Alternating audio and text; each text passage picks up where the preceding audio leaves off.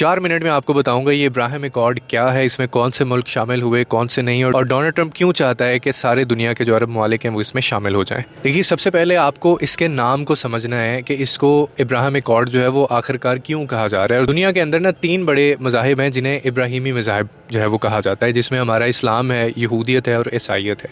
ये तीनों मज़ाहिब जो है ना, ये हज़रत इब्राहीम अलैहिस्सलाम की निस्बत से जुड़े हुए हैं या फिर जुड़े हुए इनको माना जाता है और दुनिया ये समझती है। इसीलिए इस माहिदे का जो नाम है इब्राहिम एकॉर्ड जो है वो रखा गया। अब सवाल ये पैदा होता है कि ये माहिदा असल है क्या। ये कहानी जो है ना, ये शुरू होती है अमेरिका से। डोनाल्ड ट्रंप का जो पहला दौरे सदारत था ये वहाँ से शुरू हुआ था। आप जानते हैं कि दुनिया के कई ममालिक आज भी इसराइल को एक आज़ाद रियासत तस्लीम नहीं करते हैं, यानी वो मानते ही नहीं है कि ये एक स्टेट है। और यही वो चीज़ थी जो अमेरिका और ख़ास तौर पर जो ट्रंप की जो एडमिनिस्ट्रेशन है उनके लिए एक बड़ा मसला था।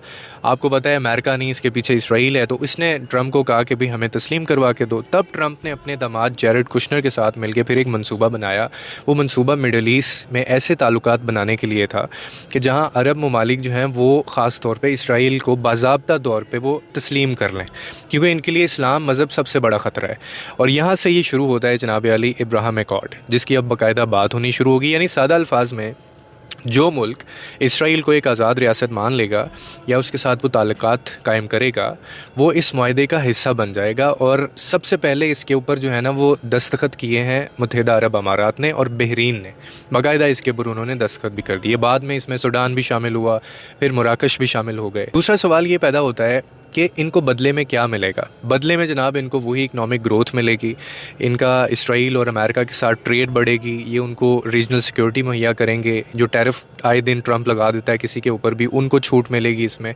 और इसके अलावा टूरिज़म, इन्वेस्टमेंट और जो भी खैर एक मुल्क के लिए एक बेहतरी होती है, ये लोग बदले में इसको वो देंगे। और एक आप ऐसे कह सकते हैं कि डिप्लोमेटिक जो रिलेशन है वो मज़ीद मजबूत होंगे, और इसीलिए ये लोग इसमें शामिल होना चाहते हैं। और ये इन्होंने इनको लालच दिया हुआ है कि हम आपके साथ ठीक रहेंगे। एक तरह से ये कहा गया है कि इसराइल को तस्लीम करो और हम तुम्हें प्रोटेक्शन देंगे, बिज़नेस भी देंगे, हम तुम्हारे माई बाप हैं। लेकिन दूसरी तरफ इसराइल और अमेरिका को सबसे बड़ा जो फ़ायदा है वो ये मिला कि मिडल ईस्ट में इसराइल की जो एक्सेप्टेंस है वो अब थोड़ी सी बढ़ना शुरू हो गई इन्हीं अरबों की वजह से। आज भी दुनिया में कई ममालिक इसराइल को एक रियासत तस्लीम नहीं करते। अमेरिका के अंदर भी वेनेज़ुएला और क्यूबा है, वो इनको नहीं मानते। मिडल ईस्ट और मुस्लिम दुनिया के कुछ ममालिक अभी भी हैं जो इस मामले के ऊपर बिल्कुल अलग मौक़िफ़ रखते हैं। पाकिस्तान ने भी रिजेक्ट कर दिया है।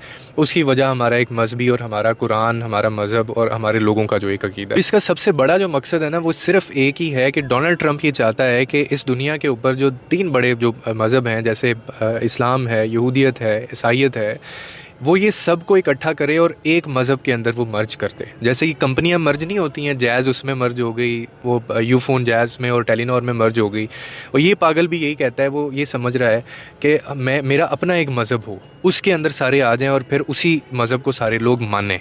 ये असल में इसका मकसद है जो कि कभी भी कामयाब नहीं हो सकता। This is more than a regional strategy. मैं अरबों के ख़िलाफ़ क्यों ज़्यादा बात करता हूँ, मैं क्यों इनको मुनाफिक कहता हूँ। और हजूर पाक ने भी कहा था, अपनी डिफरेंट हदीस हैं उनका रिप्रेजेंटेशन यही है कि आप किसी की दाढ़ी पे ना जाना, किसी के नमाज़ पढ़ने के ऊपर ना जाना, किसी के ऊपर हज करने के ऊपर ना जाना, बल्कि उसका किरदार देखना, उसकी नीयत देखना, उसका मौक़िफ़ देखना क्या होता है, उसके साथ ज़िंदगी गुजार के देखना। यानी किसी के 1000 सजदे मत देखना, उसका एक खालिस सजदा जो है वो अल्लाह के लिए देखना। तो ये चीज़ें बड़ी मैटर करती हैं। और ये अगर ये अरबों ने साथ दिया तो फिर ये हो भी जाएगा। पाकिस्तान का मौक़िफ़ देखें कितना वाज़े उसमें बयान किया गया। इस पूरी दुनिया के लिए ना इस वक्त जो पाकिस्तान हमारा मुल्क है वो एक ऐसे विलन की तरह है जो 70-75 साल से मर नहीं रहा, और उसको 75 साल से उसके मारने के, उसके वजूद, उसकी एग्जिस्टेंस ख़त्म करने के प्लान्स बनाए जा रहे हैं। ये जो लिबरल्स हैं ना, जिनके इब्राहिम एकॉर्ड जो है वो सर पे चढ़ा हुआ है, आप भी तैयार हो जाएं। फिर अगर ये हो गया ना तो फिर आपके बच्चे जो हैं वो कुछ करेंगे जो गोरों के बहन भाई एक दूसरे के साथ करते हैं।